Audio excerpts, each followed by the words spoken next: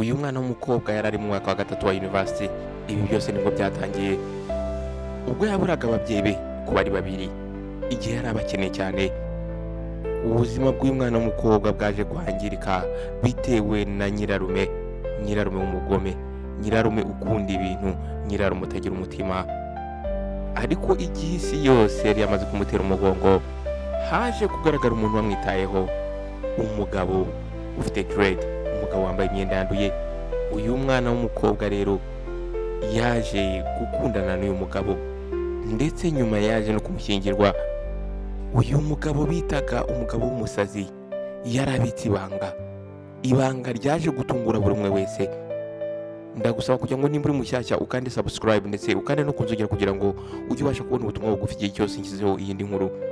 Nimba usanzwe ubana nanjye, kanda kuri like ndetse unasharinga inkuru, isharinge bagenzi bawe. Wakoze kwita mu Behind the Walls Terrace. Reka dutangire inkuru yacu. Mbere y'uko rero ibi byose biba, uru rugo rwaba uko ari babiri ndetse n'umukobwa wabo, rwari urugo rwuzuye ibyishimo. Papa w'uyu mwana yaramukundaga, mama we yaramukundaga. Uyu mwana yarafashwe nk'umwamikazi hano mu rugo. Uyu mwana yitwaga Margaret. Yakuze muri we amagambo mama we yamubwiraga agenda amugarukamo mu mutwe. Yajyaga amubwira ati, mwana wanjye, jya usenga ubwira Imana kugira ngo igufashe, amaboko yawe abe amaboko y'umugisha, amaboko yawe abe amaboko akora ibyiza, kandi umutima wawe uwo umutima ugira neza. Mama witwaga Teresa yari umuganga, ndetse yari umuganga wubashywe kandi umuganga ukomeye. Ahangaha mu rugo ye hageraga yabaga ari mama. Yakundaga kubwira umwana w'umukobwa ati, banza urye. Yabwiraga umukobwa we ati, umunasi ntabwo ashobora kwiga atariye. Uyu mwana w'umukobwa yarimo yigira ubuganga. Papa we nawe yakundaga kumubwira amagambo meza cyane. Mu by'ukuri abangaba uko ari babiri bakundaga umwana wabo w'umukobwa. Uyu mugabo yari umukire cyane, yacuruzaga amavuta, yari afite business zitandukanye muri uyu mujyi. Uyu mugabo yari respectful kandi yari umugabo ukora business zitandukanye ndetse zambukiranya imipaka. Ahangaha rero ubu ni bwari ubuzima bwabo, bwari ubuzima bwo kwizera, ndetse bakundaga gukora ibikorwa byo gufasha, bagafasha imfubyi, bagafasha abapfakazi. Ikindi kintu bakundaga kujya ku rusengero ku cyumweru, bagasenga, bakaririmba, bagahimbaza Imana. Papa w'uyu mwana yajyaga amubwira ati, amafaranga ni igikoresho ntabwo ari ubwami. Igihe rero uzashyira amafaranga imbere, ubukene buzagutsinda. Uyu mwana w'umukobwa Margaret yari afite imyaka 19, yarageze mu mwaka wa gatatu wa university. Uyu mwana rero yari afite intego yo kuba umuganga, yashakaga kujya avura abantu nk'uko mama abavura. Ahangaha rero hari umugabo wari uvindimwe na papa we. Uyu mugabo akaba yaritwaga Emma. Yari umugabo papa we yizera cyane. Umuraba rero waje gutera muri urugo mu gitondo kimwe, ubwo babyutse nk'uko bisanzwe bagiye ku kazi. Teresa asoma umugabo we, amutunganyiriza ikora, nuko basezera umwana wabo berekeza ku kazi. Ubwo rero bari bavuye aho ngaho, bageze mu nzira, ikamyo yaje kuza itakontorore, igonga imodoka yabo. Nuko rero iyi modoka imaze kurenga umuhanda, haje guhamagarwa ubufasha. Baje gufata aba bombi uko ari babiri, baberekeza kwa muganga. Abadogiteri ahangaha barimo birukanka, babuze uko bifata. Uyu mwana w'umukobwa ubwo yari ari ku ishuri, ari muri practice, telefone yaje gusona.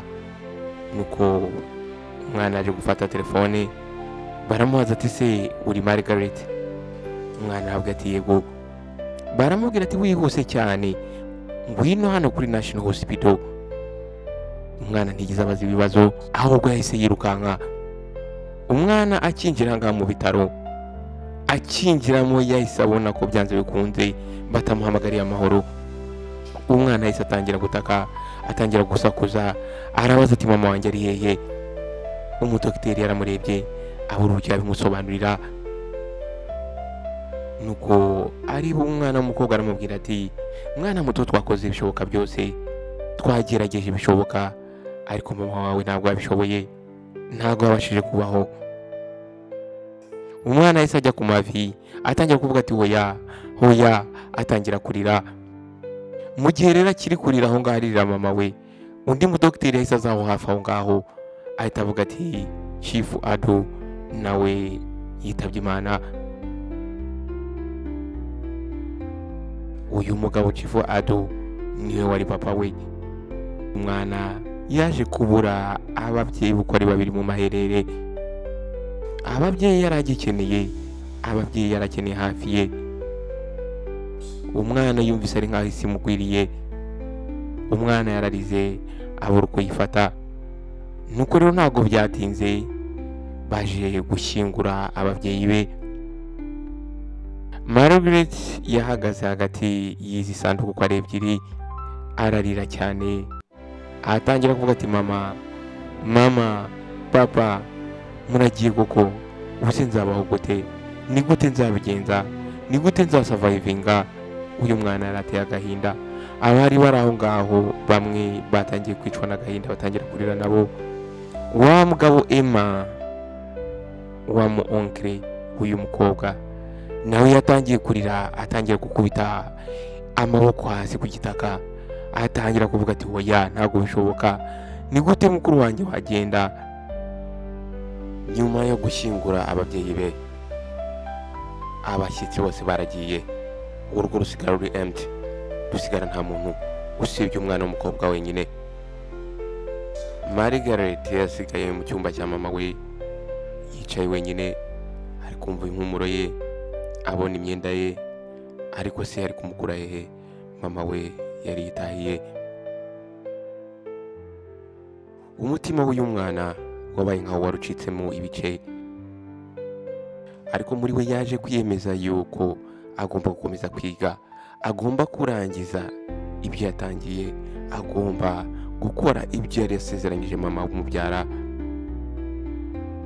Yagombaga gusoza ibyo yari yarasezeranyije ababyeyi be. Ababyeyi be bahoze bifuza yuko agomba kwiga akarangiza akaba umuganga. Uyu mwana rero yaje kwisezeranya yuko agomba kubikora nk'uko ababyeyi be bahoze babyifuza. Uyu mwana nubwo ari gutekereza ibi ngibi, ntabwo yari abizi yuko umuraba ari gugitangiye, ntabwo yari azi yuko icyorezo ariko kigiye kumwataka. Nuko hashize ibyumweru bitatu, Margaret ahangaha ubwo yari avuye ku ishuri, yaje kugera ahangaha mu rugo, ubwo buramwica. Yageze mu rugo asanga abantu badasanzwe azi batangiye gupakira imodoka za papa we, batangira gufata amadokima bayapakira mu modoka bayatwara. Umwana yarabaje ese n'ibiki biri kuba ahangaha? Baramubwira bati ibyo turi gukora n'ibyo twategetswe n'umugabo witwa Emma. Baramubwira bati uyu mugabo witwa Emma niwe uri kumanaginga imitungo yose ya Chief Agu. Umwana umutima watangiye gutera cyane, yerekeje aho onkere we yarari. Aramubaza ati se anko, ni ukubera iki uri gukora ibi ngibi? Ni ukubera iki uri gutwara ibintu bya papa wanjye?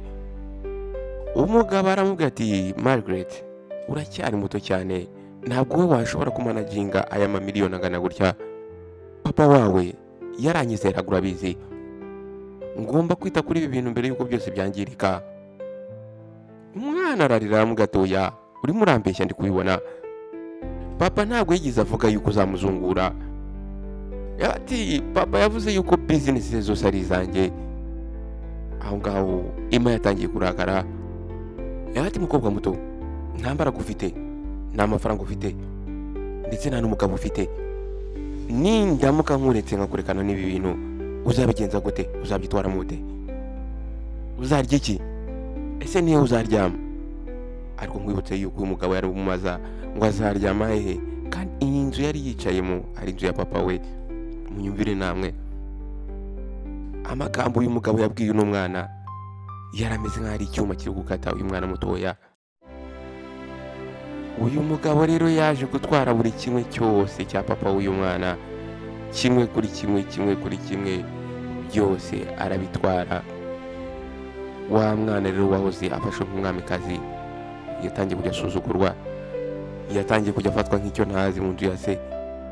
Nuko umunsi umwe ahangaha Emma bwo arimo anywa wayini, arimo yinjuyinga n'umugore we. Umugabo aramubwira ati pakira ibyawe byose ugende urentingi, ugende ujye gukodesha kumba gatoya hariya hafi yaho wika ibyo bari kubamo. Iyi nzu ugomba kumenya ko itakiri iyawe. Umwana yaratereranywe. Ahangaha nkwibutse yuko n'abantu bo mu yindi miryango yabo bari kuri uru ruhande rw'uyu mugabo Emma. Ni ukuvuga ngo uyu mwana w'umukobwa yaje kubura umuntu n'umwe wamurwanirira cyangwa se wamugira impuhwe ngo amuvuganire. Mu cyumweru kimwe uyu mwana w'umukobwa yisanze mu kumba gatoya kamwe kanduye kava. Yatangiye noneho kubaho isengesho rye rya buri munsi ari ugusenga ngo abone icyo kurya. Rimwe na rimwe umwana w'umukobwa yaryamaga nta kintu ariye, ariko uyu mwana yari yariyemeje yuko ibyo yasezeranyije mama we agomba kubikora. Amagambo mama we yamubwiraga yahoraga agaruka mu mutwe we, ugomba gusoza ibyo watangiye. Uyu mwana rero ubuzima bwaje gukomera cyane, ndetse rimwe na rimwe yashakaga kwiga nko gusubira mu masomo. Yarasohokaga akagenda akajya ku itara rimwe, itara rya public ryo ku muhanda, akaba ariho yigira kuko akazu yabagamo nta matara yabagamo, nta muriro wabagamo. Nuko umunsi umwe Emma yaje kumuhamagara, atangira kumubwira ati uri kubibona wa mwana we, ubuzima burya bwaryohera buri umwe wese iyo ubasha kunyumvira ukumva ibyo ndi kukubwira. Ibintu byari kuba bitandukanye, none dore ahantu uri kuba, dore ubuzima uri kubamo kubera gufunga umutwe kwawe. Umugore we nawe yongeramo, atangira kumubaza ati se ubu ngubu urabona ninde uzagushaka? Aramubwira ati wagombye kwemera ibyo so wanjye ari kukubwira. Aya magambo yose yababazaga n'umwana, ariko Margaret yakomeje gukomera, ntabwo yigize arira imbere yabo. Nuko umugoroba umwe uyu mukobwa ubwo yari ari kugenda ku muhanda, yarashonje, yari yagenze urugendo rurerure, nta kintu na kimwe yari afite ndetse nta n'icyizere, ndetse yabonaga isi yaramutereranye, nta muntu umwitayeho. Yaje kumubona, uno mugabo yari afite dread ku mutwe, ishati yari yambaye yari yanduye cyane kandi ishaje, slipper yari yambaye zari zishaje cyane, ndetse abantu bamubonaga barambukaga bagaca hakurya y'umuhanda ndetse bagatangira kumutunga intoki bagaseka. Ariko ubwo uno mugabo yarebanaga n'uyu mukobwa, hari ikintu cyabaye. Uyu mugabo witwaga Sylvester, uyu mugabo buri umwe wese yamwitaga umugabo w'umusazi, ariko ntabwo umwana w'umukobwa yari azi yuko uno mugabo bari kwita umugabo w'umusazi ari we mugabo ugiye kuba umuntu mwenyine uzamwitaho. Ahangaha mu by'ukuri Margaret ko yarabayeho, yarameze nk'aho isi yamutereranye, inshuti ze zari zaramuvuyeho, abavandimwe bari baramuteye umugongo, ndetse noneho uyu onkere we Emma we noneho yari ari kumukurikirana nk'umuvumo. Nuko rero ubwo yaramubonye arikomereza. Noneho umunsi wa kabiri nanone ari nimugoroba yarongeye abona wa mugabo. Uno mugabo iyo abantu bamubonaga baramuhungaga, ntabwo ari uko yarwanaga, ntabwo ari uko yavugaga nabi, ahubwo bamwitaga umugabo w'umusazi. Kuri bo babonaga uno mugabo yanduye, ari umuntu ufite umwanda. Ariko kuri Margaret hari ikintu kidasanzwe yari yamubonyemo, kubera ko buri gihe cyose iyo Margaret yahuzaga amaso n'uno mugabo yabonaga yuko uno mugabo atari umusazi, ahubwo yumvaga harimo attraction, yumvaga hari uburyo bari gukururana. Nuko rero muri uwo mugoroba Margaret yaravuye ku ishuri arimo yerekeza mu rugo. Nuko Margaret rero yaje guca iruhande rwa mugabo aho yari yicaye. Nuko uyu mugabo arangije amuhereza akantu k'akambaraje mu ntoki. mw'imbere muri ako kambaraje hari harimo umugati. Margaret yagize ubwoba asa nkaho ushaka kubyanga. Muri batangira kwivugisha ati no, ntabwo nabifata, nta nubwo nkuzi. Ariko nubwo uno mukobwa arimo yibwira ibyo ngibyo ko atafata ibintu by'umuntu atazi, igifu cye cyaje kumutenguha. Ubwo wa mugabo rero yaje kumuhereza wa mugati mu ntoki ze, yahise ava aho ngaho arigendera nta n'ikintu amubwiye. Yasize uyu mwana w'umukobwa ari confused, ariko asiga nabwo yumva muri we uyu mwana w'umukobwa abaye grateful kubera ko yari amaze iminsi 3 yose nta kintu arya. Nuko muri iryo joro ubwo yaratangiye kurya uwo mugati, yatangiye kurira amarira menshi. Uyu mwana w'umukobwa yari amaze igihe nta kintu afite cyo kurya. Guhera uwo munsi rero uyu mugabo w'umusazi buri gihe cyose yakundaga kugaragara mu maso y'uyu mukobwa, kandi yagaragaraga mu maso y'umukobwa igihe uyu mwana w'umukobwa nta buryo afite, igihe uyu mwana w'umukobwa amukeneye.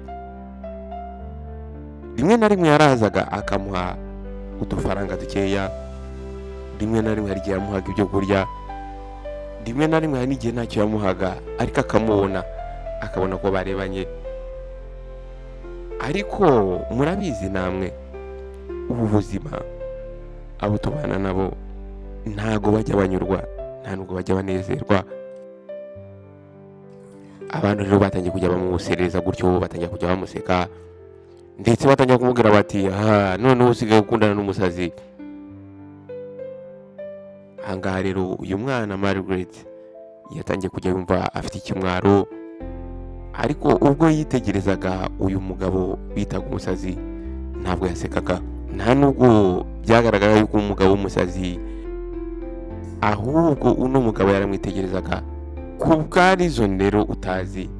Ibi ngibi rero byatumaga uyu mwana w'umukobwa akomera muri we. Guhera uwo munsi rero rumors zaratangiye mu masoko, ndetse muri quartier aho yaratuye, ndetse no kwishura aho yigaga. Ahangaha noneho ntabwo bari bakimwita umukobwa wa Chief Ago, ahubwo bamwitaga ngo ni girlfriend w'umugabo w'umusazi. Ntabwo byafashe igihe kirekire kugira ngo aya magambo cyangwa se izi nkuru zigere kuri wa mugabo Emma. Nuko uyu mugabo Emma akimara kubimenya yaje kumuhamagaza mu rugo. Ahangaha aho yari yicaye yari kumwe n'umugore we. Emma aratangira ati ese nibyo koko umukobwa wa mukuru wanjye, umukobwa icyizere cy'umuryango wacu, none uri gukundana n'umugabo w'umusazi? Margaret aricecekera. Margaret aramubwira ati uncle, ntabwo uriya mugabo ari icyo abantu batekereza ko ari cyo. Uriya mugabo yambereye umuntu mwiza igihe nta muntu n'umwe arunyitayeho. Muri ako kanya Emma itaseka cyane. Ese niki umugabo w'umusaza ashobora kuguha? Niki yakumarira? Reka nkubwire n'umukobwa mutoya, nimba uko nguko ari gushaka guteza agahinda ndetse no guteza ikimwaro papa wawe, go ahead, ni amahitamo yawe. Wenda umunsi umwe azahinduka muzima akwiteho. Amagambo yarabwiwe yumvise amusheguye umutima. Ariko nubwo uyu mwana w'umukobwa yari ari gushinyagurirwa, yakomeje kwihagararaho. Ntawe yigize ati kimwaro cyangwa se ngo abereke yuko ibyo bari kumukorera biri kumubabaza imbere yabo.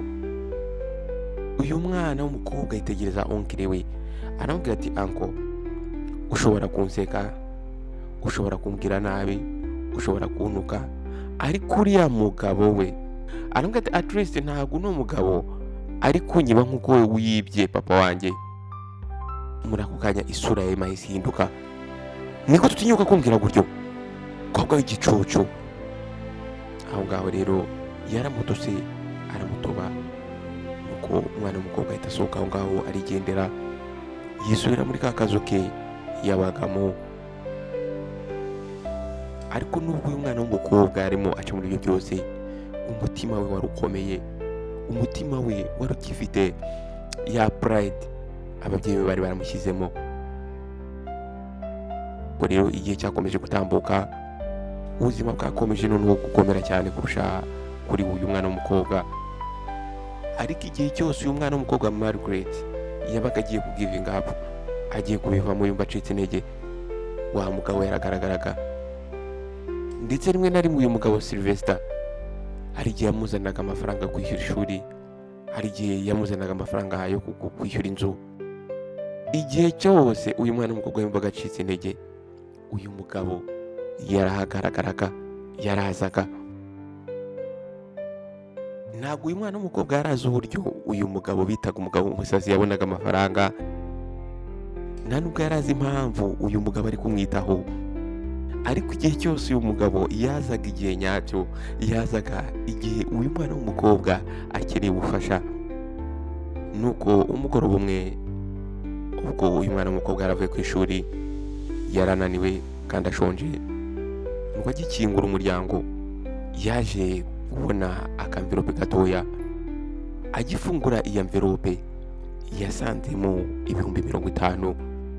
Ayo mafaranga yarahagije kuba uyu mukobwa yagenda akishyura minervari, akishyura amafaranga y'ishuri. Ahangaha kuri envelope hari handitseho amagambo. Aya magambo yari amagambo 3. Hari handitse ngo don't give up. Ahangaha uyu mwana w'umukobwa ese yumva emosiyo zimufashe, yatangiye gutekereza uburyo nta nshuti n'imwe yigize imukorera ibi bintu. Atangira gutekereza yuko nta mwene wabo n'umwe yigize umukorera ibi bintu. Atangira gutekereza uburyo nta n'umuntu basenganaga byibuze wigize umukorera ibi bintu. Uno mugabo wenyine yahuriye nawe mu muhanda, uyu mugabo witaga umugabo w'umusazi, niwe wari ubashije kumukorera ibi bintu. Umugabo isi yose yita ko ari umugabo w'umusazi. Uno mugabo nta kintu na kimwe yari yaribwiye kuri uyu mukobwa, ariko ibikorwa uyu mugabo yakoraga byasobanuraga byinshi kurusha amagambo yari kumubwira. Margaret yatangiye kubona ko uyu mugabo wita umugabo w'umusazi ari umugabo mwiza koko, ari umugabo ufite umutima w'urukundo. Atangiye kubona ko ari umugabo ufite umutima wo gutanga. Nuko rero umunsi umwe ari nimugoroba, uno mugabo yaje gusaba uyu mwana w'umukobwa Margaret ngo babane. Ibi ngibi yabimubwiye bari mu nzira, ari mu kagoroba. Uyu mwana w'umukobwa ntabwo yagize azuyaza, yaramwemereye. Ntabwo uyu mwana w'umukobwa yemereye uyu mugabo kubana nawe kubera yuko nta yindi choice yari afite, ahubwo nuko yarabonye icyo abandi bantu batabonye mu uyu mugabo. Uno mugabo yari yarabashije kumuhagararaho igihe isi yose yari yamutereranye, yamuteye umugongo. Ahangaha rero baje gukora mariage. Mariage yabo yari imeze nka mariage isekeje, yari mariage itarimo imodoka, mariage itari muri sale nini cyane. Nta babyinnyi bari barimo, nta baririmbyi bari barimo, nta myenda myiza yari irimo. Hari pasiteri, hariho uko ari babiri, ndetse hari n'abatangabuhamya babiri, ndetse n'abandi bantu babashinyaguza aho ngaho, harimo na wa monkere we. Ariko ubwo Margaret yari ahagaze imbere y'umugabo we, uno mwana w'umukobwa yumvaga hari ikintu kidasanzwe kiri muri we. Muri we yumvise afite amahoro atigeze na rimwe yiyumvamo muri we kuva yabura ababyeyi be. Ariko ntabwo umwana w'umukobwa yarazi yuko uyu mugabo yari agiye gushyingiranwa nawe. Uyu mugabo abantu bita umugabo w'umusazi yari afite ibanga rikomeye cyane. Uyu mugabo yari afite ibanga rizatangaza isi yose. Iyi mariage yari agiye gukorana n'uyu mugabo yakagombye kuba itangiriro ry'ibyishimo by'umwana w'umukobwa, ryari isezerano ry'ubuzima bushyashya. Ariko kuri Margaret ryari itangiriro ry'agahinda ndetse no kubabazwa. Mariage ndetse n'uyu mugabo Sylvester yabaye mariage iciriritse, kandi mariage abantu bose barimo baseka.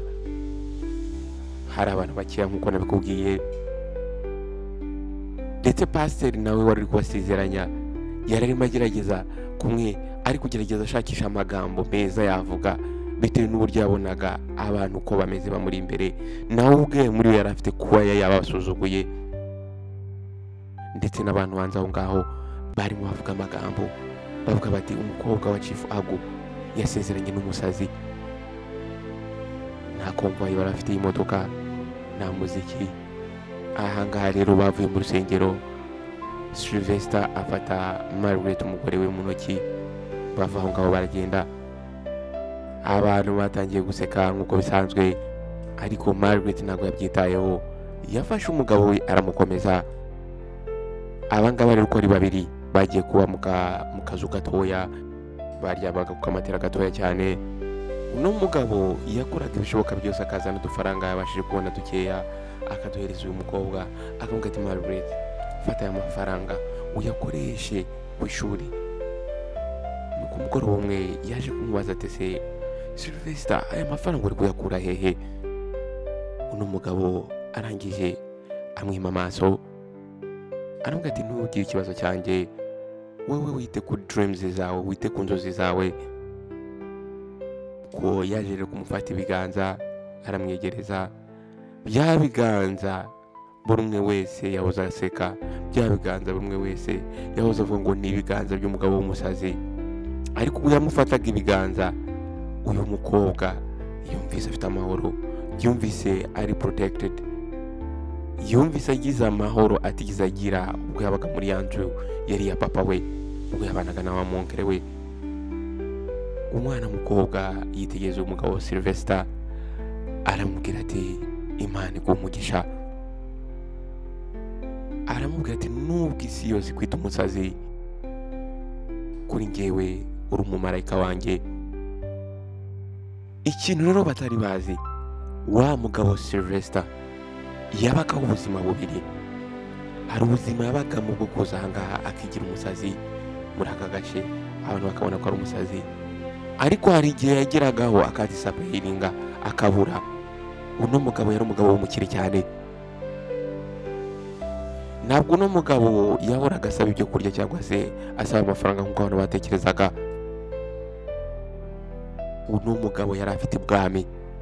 Uno mugabo hari aho yagiraga agatangira gutanga amategeko.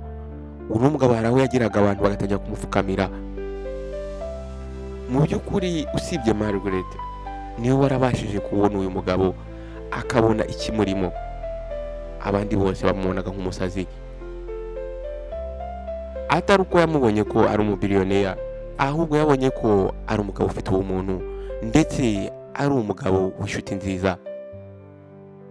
Nuko umugoroba umwe ko uyu mwana w'umukobwa yarageze ku ishuri, ubwo yari afite ikizamini, baje kumubwira yuko amafaranga y'igihembwe cyose yamaze kwishyurwa. Nuko yakoze ikizamini, arangije agaruka mu rugo, narisi yihuta, azarira cyane, ahamagara umugabo Sylvester, aramubwira ati ku ishuri bambwiye yuko amafaranga y'ishuri yamaze kwishyurwa. Ese ni gute yamaze kwishyurwa? Ninde wabikoze? Ninde wayishyuye? Nuko uno mugabo arangije amusubiza gakeya, ndetse asa nkaho amwereka ko ari bize. Aramubwira ati wenda Imana yakoreye mu muntu runaka umugira neza arakwishyurira. Nuko umwana w'umukobwa yatangiye kurira aho ngaho, arangije arapfukama ahobera umugabo we, aramubwira ati ntabwo ushobora kwiyumvisha uburyo, ntabwo ushobora kwiyumvisha ibingibi icyo bisobanuye kuri jyewe. Yaba ati nari nzi yuko batari bumwemere ko nkora ikizamini, nari mfite ubwoba yuko inzozi z'ababyeyi banjye zigiye guhagarara, ariko ubu ngubu numva mfite icyizere. Ahangaha rero barahoberanye, bahoberana kubera ibyishimo ndetse n'agahinda. Ibyishimo kubera yuko kuri uyu mukobwa yabonaga uno mugabo nk'aho ari umumarayika Imana amwoherereje. Agahinda kubera yuko uno mugabo nawe yifuzaga kuba yamubwiza ukuri, ariko igihe cyari kitaragera. Ariko nubwo ibi ngibi byose byari biri kuba, byari bigiye kurangira. Ko rero uko igihe cyagiye tambuka, urukundo rwagiye ruzamuka cyane, rurakura. Margaret yaje kubona yuko urukundo atari ubutunzi, ahubwo yaje kubona ko urukundo rushobora kuba no mu bintu bitoya cyane biciriritse. Nk'uko wenda Sylvester yabyukaga akamuvomera amazi mbere y'uko bucya, cyangwa se nk'uko yicaraga imbere yari kwigira kuri kabuji akamutegereza agasoza kwiga bakabona kuryama. Ndetse rimwe na rimwe iyo umwana w'umukobwa yavuga atameze neza, uno mugabo yaramuririmbiraga gake gakeya. Ibyo byose we yabonye ko ariho urukundo ruba ruri, kurusha uko watekereza ko urukundo ari amafaranga, ari ubutunzi. Ku mugoroba umwe ahangaha bari bashonje cyane, nta kintu bari bafite cyo kurya. Imvura yaje kugwa, nuko amazi atangira kwinjira aho ngaho mu nzu mu kazi aho babaga. Nuko Margaret arangije aramureba, aramubwira ati Sylvester, aramubwira ati nubwo ntigeze nambara ikanzu ya mariage, nubwo ntigeze mba mu nzu nziza cyane, ntabwo nzigera nicuza impamvu nagukunze, nta nubwo nzigera nicuza impamvu nashyingiranywe nawe, kubera yuko ubw'isi yari yantereranye waje guhagarara impande zanjye umpagararaho igihe nta kintu na kimwe nari mfite. Hari icyo wampaye, uri umugabo wanjye. Ahangaha Sylvester yumvise emotion zimufashe, yahise areba ku ruhande kugira ngo umugore atabona amarira. Mu by'ukuri ni umugabo Sylvester abantu bavugaga yuko ari umusazi, ariko muri aka kanya kuri uyu mwana w'umukobwa yari umwami. Hashize igihe gitoya rero Margaret aza kubona yuko yasamye inda y'uyu mugabo witaga umugabo w'umusazi. Nuko ubwo rero uyu mwana w'umukobwa yari afite teste mu ntoki, afashe ku nda ye. Umwana atangiye kurira kubera ubwoba, yari afite ubwoba kubera ko bari bafite ubukene budasanzwe, ariko yari afite n'ibyishimo kubera yuko uyu mwana yari atwite, yari ikimenyetso cy'urukundo. Ubwo rero yari abwiye Sylvester yuko atwite. Sylvester arasetse cyane arishima, nuko asoma inda ye arangira mu gatinda gukunda, aramubwira ati uyu mwana wacu ni umuprince. Abantu rero bamaze kubona yuko uyu mwana w'umukobwa atwite, amakuru yatangiye gukwirakwira mu burozi. Emma yatangiye guseka cyane, atangira kwivugisha ati umwana w'umugabo w'umusazi. Iki ni ikimwaro cyane, ni igisebo kabisa. Uyu mwana w'umukobwa yangije izina rya papa we. Umugore nawe arongera ati mureke n'uriya mugabo we w'umusazi, bose ari batatu bazapfira muri kariya kazu babamo. Ahangaha rero uko ari babiri baje gupanga umupango noneho wo gukomeza ibibazo, bakangiza uyu mwana w'umukobwa. Baza gupanga uburyo bagiye kumufata, bakamulokinga, bakamufunga, bakamufungira ahantu atazigera avamo. Ntabwo rero kuba uyu mwana w'umukobwa yari atwite byabaye amakuru meza ku bantu. Rimwe na rimwe iyo uhawe umugisha mu kanwa k'abanzi bawe, wa mugisha wahawe uhinduka amatiku, ugahinduka amagambo. Ya magambo rero ahinduka intwaro. Ubwo rero Emma yaje gupanga umupango kugira ngo bafunge uyu mwana w'umukobwa. Nuko yaje kumuhamagara, ahatangira kumutera siyasa, atangira kumubwira ati ndumva njyewe nawe ushobora kuza tukaganira tukareba uburyo twakemura ibintu. Ahatangira kumubwira ati iki nicyo gihe kugira ngo imiryango yongere yisuganye, tugufashe nk'umwana wacu. Ahangaha umugore we yari yaranezerewe, aryoshye, yambara neza, yirirwa ka wine mu mafaranga atigeze avunikira, amafaranga yari yibye. Nuko uyu mugabo ahamagara umwana w'umukobwa, aramubwira ati mwana wanjye ngwino ejo hano tuganire nk'abantu bafite amaraso amwe. Aramubwira ati ugomba kumenya yuko utwite umwana, kandi umwana wacu ntabwo wakagombye kuba uri wenyine, uzaze ejo hano mu rugo tuganire. Margaret ahangaha muri ka kazu aho yari yicaye yarumvise. Uyu mwana w'umukobwa mu by'ukuri yatangiye kwizera muri we ko wenda cyaba ari igitangaza. Yatangiye gutekereza umwana atwite, atangira kureba ubukene bafite, atangira kwibwira muri we ko wenda ari igitangaza cyaba kibaye kigiye kongera kigahuza imiryango. Ngaho rero umwana w'umukobwa yashaka kwizera ko wenda Emma ashobora kuba umugabo wahinduka. Nuko Sylvester aramubwira ati nuramuka ugiye ntabwo uzagenda wenyine, ndashaka kuguherekeza nanjye tuzajyana. Umugore arangije amufata ukuboko, aramubwira ati wenda bibutse yuko ndi umukobwa wabo, nuko bwarakeye rero berekeza ku rugo rwa mugabo Emma. Nuko bakigera ahangaha basanze abagabo babiri b'abarinzi. Nuko wa wundi wa kabiri abwira umugabo Sylvester ati we mugabo w'umusazi subirayo. Avuga ati boss yavuze ko utagomba kwinjiramo hano. Margaret byaramutunguye arabahindukirana ababwira ati uyu ni umugabo wanjye. Ngo Emma rero yahise asohoka hafi aho ngaho atangira kumuhamagara avuga ati mwana wanjye ngwino injira. Arambwira ati umugore utwite ntabwo wagombye guhagarara ku zuba, ngwino injira uruhuke. Nuko wa mugabo atitegereza n'uyu mugabo wari uri aho ngaho Sylvester, aravuga ati mureke umwana w'umukobwa yinjire, uwo mugabo wagende. Ariko Sylvester ntabwo yagiye, yarababwiye ati ahari bwinjire nanjye ndahinjira. Emma aragiye araseka aravuga ati mu rugo rwanjye. Nuko Sylvester arangije areba umugore we Margaret.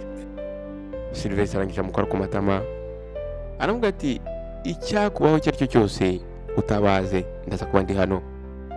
Nuko umugabo asubira inyuma, umukobwa arinjira. Nuko baragiye bicara hano muri salo. Ubwo uyu mugabo onkiri we aramubwira ati twe turifuza yuko iri joro warara ahangaha, numara kurara ahangaha ejo tuzaganira ku bijyanye n'ishuri ryawe, tuganira ku bijyanye no kujya kwa muganga, ndetse tuganira n'ibijyanye n'umwana utwite. Kimwe cyose tuzashyira ku murongo. Margaret yarabyanze, yumva ntabwo yabyemera, ntiyakwemera uburyo yarara mu nzu ijoro rimwe. Inzu yahoze ari papa we, inzu yahoze ari iwabo, inzu yahoze ari iya papa we bakayimunyaga, ndetse yatangiye kugira ubwoba ko bashobora no kumwica.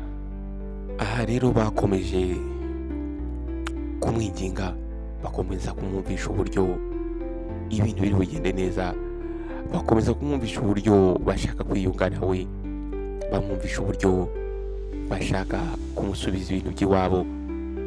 Uyu mwana w'umukobwa rero yaje kugera aho aremera. Nuko ubwo yari aryamye ahangaha ari nijoro, baje kumusanga mu cyumba yari aryamyemo, baramufata bamuzirika umunwa, bamujyana mu kindi cyumba cy'ibanga kitabona, bamufungiramo. Umwana muri iki cyumba yatangiye kubaho nabi cyane. Rimwe na rimwe batangiye kujya bamwima ibiryo, ubundi bakajya bamwima n'amazi yo kunywa. Wumve nawe gufunga umwana umukobwa unatwite, ukamwima ibyo kurya, ukamwima amazi. Ahangaha rero nta kindi bashakaga, bari bafite umupango wo kubabaza uyu mwana w'umukobwa bakamukanda, noneho bakazana impapuro kugira ngo asinye yuko imitungo yose ya papa we ayihaye n'umugabo Emma. Muri icyo gihe rero batangiye kujya baza bakazana impapuro bakamubwira ati sinya, nimba ushaka kubaho neza, nimba ushaka kuva muri uyu mwobo dusinyire. Ariko umwana yababanyi bamba, umwana yanze kubasinyira. Ahangaha ubwo ibyo byose byabaga, Sylvester yarabizi ko biri kuba, yashoboraga kuba ari ikintu yakora. Ariko Sylvester hari ibanga yari afite. Sylvester yashakaga gukora ibintu mu buryo bw'ubwenge, kandi yashakaga yuko misiyo yose ayirangiriza rimwe. Niyo mpamvu yaretse umugore bakamufunga. Ahangaha rero ubwo Emma yumvaga yuko byanze bikunze ashaka gutsinda, ashaka gutsindira buri kimwe cyose, ahubwo hari indi ntambara yarimo ateguza, hari indi ntambara yari ari kuzana, hari undi muraba wari uri kuza mu buzima bwe. Ahangaha rero muri ya store, aho bari bafungiye wa mwana w'umukobwa. Umwana w'umukobwa yarafashe ku nda, umwana ari gukikinga mu nda ye. Yagiye kumva, yumva hari intambwe, yumva hari umuntu uri gutambuka amwegera. Agiye kubona urugi rurafungutse. Emma yari ahangaha n'uburakari bwinshi cyane. Nuko Emma yaraje amuhagarara imbere, aramubwira ati ndashaka kuguha amahirwe ya nyuma, sinya. Margaret aramwitegereza aramubwira ati oya ntabwo nsinya. Nuko Emma aramubwira ati noneho rero niba udashaka gusinya witegure. Umwana w'umukobwa aramubwira ati nditeguye. Aramubwira ati ndetse ntabwo ndi jyenyine. Icyo rero uyu mugabo Emma atarazi nuko inyuma y'ibikuta hari umuntu. umuntu ukomeye, umuntu atakekaga ko yaba hari. Ahangaha ubwo uyu mugabo yari arimo hano haje kumvikana sound, haza kumvikana urusaku rwa engine moteur, urusaku rudasanzwe. Abaturanyi basohotse mu mazu, abana b'abaturanyi batangira kurebera mu madirishya, bagiye kubona babona imodoka z'umukara za SUV zirimo zirinjira aho ngaho. Izi modoka zari zihenze, harimo Rolls Royce Phantom, harimo SUVs. Imodoka zaraje zinjira aha ngaha, ya Rolls Royce Phantom yaje gufungura imiryango, hasohokamo umugabo wambaye isuti nziza, wambaye inkweto nziza ihenze, wambaye isaha nziza ya gold. Uyu mugabo noneho ntabwo yari afite dread yari yazikuyeho. Uyu mugabo yari inde? Yari Sylvester. Yahise atambuka direct agenda ajya inyuma handi muri compound handi kuri ka kazu bari barafungiyemo wa mukobwa. Margaret yahise atangira kumva ko hari umuntu uri kuza yegera aho ngaho. Umutima utangira gutera cyane, yatekereje ko hari bagiye kumurangiza. Nuko agiye kubona urugi rurafungutse, agiye kubona umugabo arinjiye, umugabo udafite dread, wambaye isuti nziza, wambaye inkweto nziza, uhumura neza. Wa mugabo abantu bose bahoze bamukinga, bahoze bita umugabo w'umusazi. Nuko arinjira aha ngaha, ahamagara umugore ati Margaret, njyewe. Margaret yatunguwe.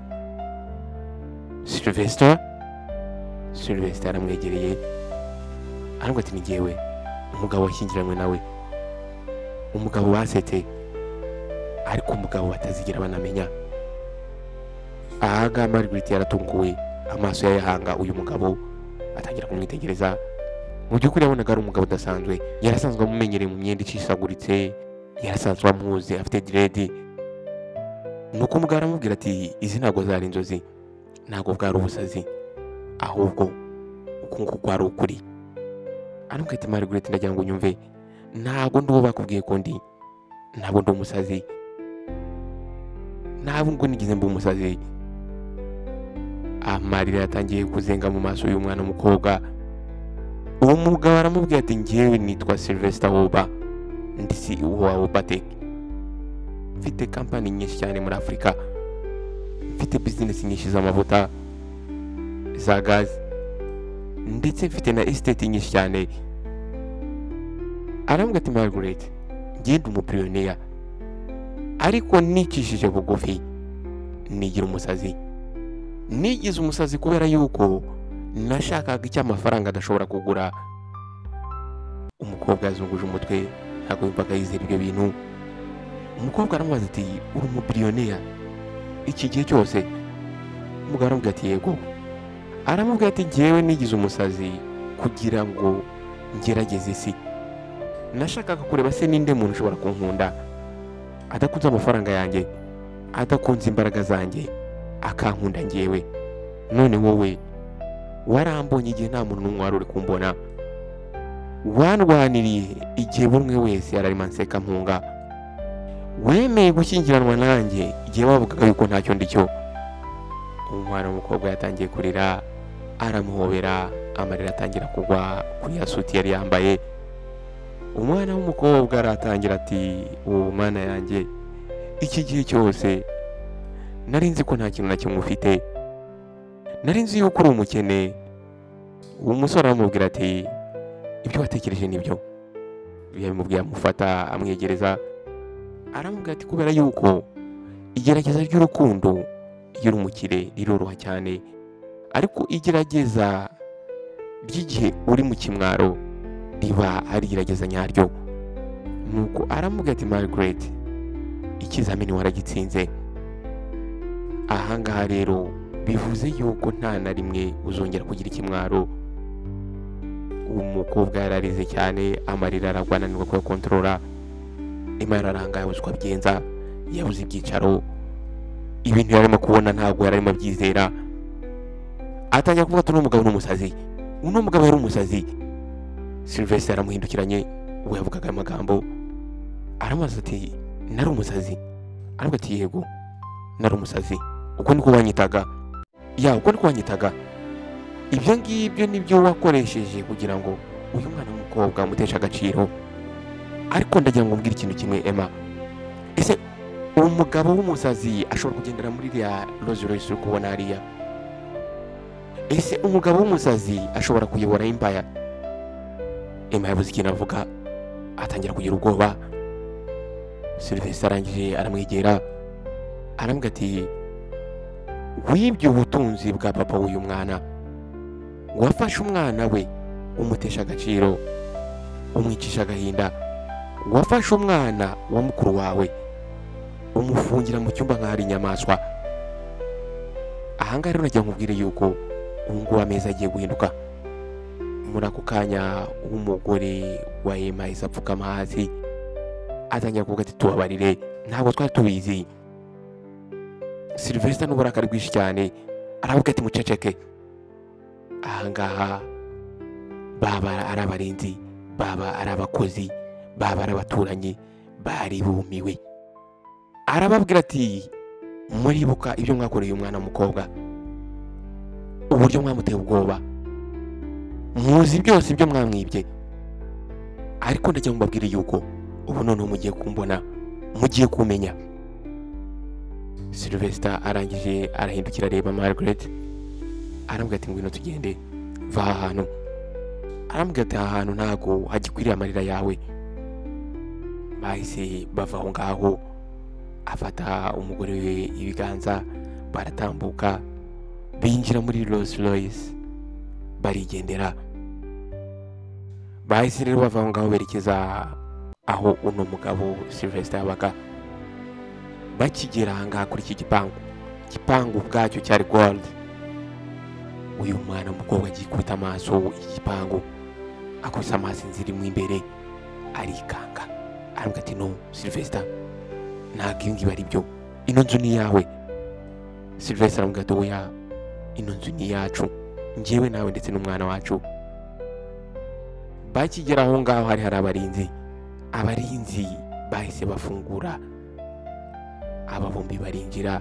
Sylvester afata ukuboko umugore we binjira mu nzu. Mu kwinjira mu nzu habaga hari abantu bategereje. Uyu mugore yinjiye nk'aho ari umwamikazi, Sylvester yinjiye nk'umwami. Urakaza neza madam, urakaza neza nyakubahwa. Wa mukobwa wahoze ufatwa nk'icyo ntazi, wa mukobwa wahoze bamukinga, wa mukobwa bahoze babwira yuko yakunze umusazi, ahangaha noneho yarari gufatwa nk'umwamikazi. Ahangaha ubwo yari yicaye yatangiye gutekereza uburyo babaye muri ka kazu babagamo. Atangira kwibuka uburyo bararaga nta kintu bariye, akadobo bajyaga batereka kugira ngo kagwemo amazi ari kuva mu gisenge imvura yaguye. Yatangiye kwibuka uburyo yajyaga akoresha kambuji ari kwiga. Atangira kwibukisha muri we ati nyagasani, ese koko ibi ngibi nibyo, ibi ndi kubona nibyo biri kumbaho? Nuko Sylvester ari aho ngaho aravuga ati yego uyu ni wowe. Aramubwira ati isi yose yaragusetse ngo wakunze umusazi, ariko guhera uyu munsi yasi yari irimo guseka igiye kujya gupfukamira. Sylvester rero umunsi wakurikiyeho yaramufashe ajya kumwereka Empire ye, ajya kumwereka business ze zose. Ubwo babaga bari kwinjira ahangaha, abagabo ndetse n'abagore bamuhaga icyubahiro cyinshi cyane, ndetse n'uyu mugore we bakamuha icyubahiro cyinshi cyane. Ubwo Margaret yaramaze kubona buri kimwe cyose, ubutunzi bw'umugabo we, yatangiye kwivukisha muri we ati ntabwo ibintu bikwiriye. Ariko Sylvester aramubwira ati ukwiriye ibirenze ibi ngibi. Aramubwira ati wahisemo urukundo aho kugira ngo uhitemo ubutunzi, wahisemo kuba wowe aho kugira ngo ube uw'abantu bashaka, uzahora impande zanjye aho kugira ngo ube inyuma yanjye. Nuko umugoroba umwe rero ubwo Margaret yarahagaze ahangaha kuri balcony y'inzu babagamo, yararimo abona umujyi wose uburyo uri kwaka, ikirere cyari kimeze neza, yari yishimye ku mutima ariko nanone umutima we wari urimo wibuka umwijima yanyuzemo, ibyo yaciyemo. Nuko arangije arahindukira areba umugabo we Sylvester, aramubwira ati Sylvester, ntacyo narindi cyo, banyise amazina, barantutse, barambwiye ngo nzapfana nawe mu bukene. None araseka atangira kuzengamara mu maso, none ndi umugore w'umwami. Ahangaha rero umukobwa yatangiye kurira, ariko ubu ngubu ntago yari ari kurira amarira y'agahinda, ahubwo yari amarira y'intsinzi, ndetse yari amarira yuko yari ageze kuri destiny ye. Sylvester yaramufashe aramwegereza, ibiganza bifatisha ku nda ye, arambwira ati umwana wacu ntabwo azigera agira ikimwaro, umwana wacu azakura mu rukundo ndetse no mu kuri ndetse no mu cyubahiro, ariko ikiri ngombwa cyane azakura azi agaciro ko kuba umuntu. Nuko Margaret arangije arahindukira aryama mu gituza cye, arambwira ati urakoze, arambwira ati warakoze kumpitamo, warakoze kunkunda igihe nta muntu n'umwe wundi nafite wo kunkunda, warakoze kunkunda igihe nta kintu nari mfite. Arangije amusoma mu gahanga, arambwira ati Margaret oya, arambwira ati warakoze kunkunda igihe isi yose yari izi ko ntacyo ndi cyo. Emma yaje kwitegereza umugore we, arambwira ati ndagira ngo usezeranye ikintu kimwe, ndashaka gusezeranya yuko imitungo yawe uriya mugabo yibye, imitungo ya papa wawe uriya mugabo yibye, nzakora ibishoboka byose akayikugarurira akayiguha. Emma rero yatangiye process ashakisha timu yo kwiga kuri iki kibazo cy'uyu mugabo wari waribye imitungo ya papa w'uyu mwana. Hashize ukwezi kumwe, Emma ahangaha yari kuri varanda ari kunywa wayini, yagiye abona imodoka zihenze zitangiye kwinjira aho ngaho muri compound, zikurikiwe n'izindi modoka zirimo abapolisi zirinzwe cyane. Abaturanyi barasohotse mu mazu baratungurwa, batangira kwibaza ibibaye aho ngaho. Umugabo yaje gusohoka muri Rolls Royce Phantom. Emma yarahagaze abura icyo yakora. Umugore yahise aza yirukanka abaza umugabo we ati se baje kugira gute, ninde baje kureba? Ariko yari abizi kigiye kuba. Umugabo yaje gusohoka muri ya Rolls Royce.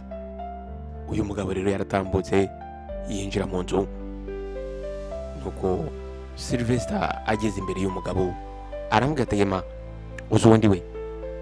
Emma yari yabuze ikintu yasubiza, atangiye kuba ati ariko wari umusazi. Ahangaha none iri jambo yaramubwiye byatumye ryazamuye uburakari muri we. Oh, nari umusazi? Iryo ni izina abantu b'abasazi baha umuntu batabasha kumva. Aramubwira ati wanyise umusazi, warantutse, wanesheje agaciro, watesheje agaciro umugore wanjye, waramufungiranye nk'aho ari inyamaswa. Ariko ibyo byose igihe wari uri kubikora, nandimo nubaka empire wowe udashobora no kurota ko wagira.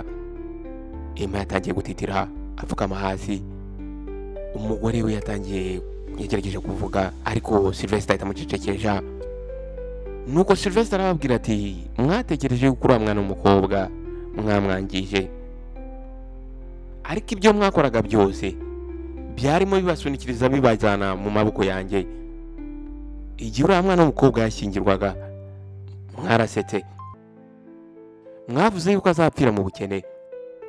Emma ndagira ngo umbwire. Arangije atunga urutoki ya convoy yaje muherekeje. Ese wigize ubona umukene ugendera muri Rolls Royce nk'iriya? Ese wigize ubona ubukene bugira security imeze kuriya? Emma yatangiye kubira ibyunzwe. Nuko Sylvester arangirira amwegera, arambwira ati njya munyumve neza, uyu munsi naje kugira ngo byose tubirangize. Nuko Sylvester yahise amubwira ati ndashaka yuko aba basore ubone nazanye nabo bagufata bakagushyira muri ya van, noneho ibintu byose tukajya kubikemurira mu rukiko. Ahangaha umugabo yatangiye kurira, atangira gusaba imbabazi, atangira kumwinginga ati tubabarire, atangira kumwinginga ati mbabarira. Umugore aratakamba, ariko polisi yahise imufata imushyira mu mapingu baramutwara. Ahangaha rero Sylvester yari yamaze gukora buri kimwe cyose, yishiye abavoka bamaze kugaragaza buri kimwe cyose ko uno mugabo yashimuse imitungo itariye. Baje kumukatira imyaka 15 muri gereza. Umugore we baje kumwambura yanzu kakazu wa mwana w'umukobwa bari baramwoherejemo ngo ajya abamo kava. Wa mugore w'uyu mugabo Emma ndetse n'abana be nibo bagiye kukabamo, byarangiye ariko babamo. Ahangaha rero uyu mugabo Sylvester ndetse na Margaret baje kubana mu mahoro, urukundo rwaje gutsinda, ndetse nyuma baza no kubyara umwana w'umuhungu. Nshuti muvandimwe, urukundo ntago ari ubutunzi, urukundo ni ubumuntu, urukundo ni loyalty, urukundo ni ubudahemuka, urukundo ni icyizere, urukundo ni bya bintu tubona ko bidafite agaciro, twa tuntu duciriritse. Wakoze rero kubana nanjye kuva ku itangira kugera ku iherezo ry'inkuru.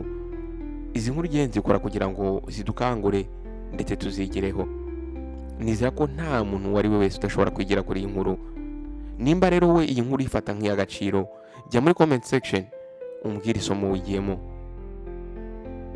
Kandi nimba uyifata nk'inkuru yahindura umuntu, yifate wisharinge mugenzi wawe.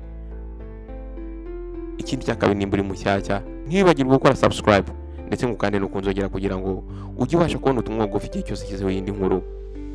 Kandi ntiwibagirwe gukanda like. Mwakoze rero guhitamo Behind Walls Series. Ndakwibutsa yuko umwanya wawe ari uw'agaciro kuri twebwe. I love you so much. See you next time. Ciao ciao.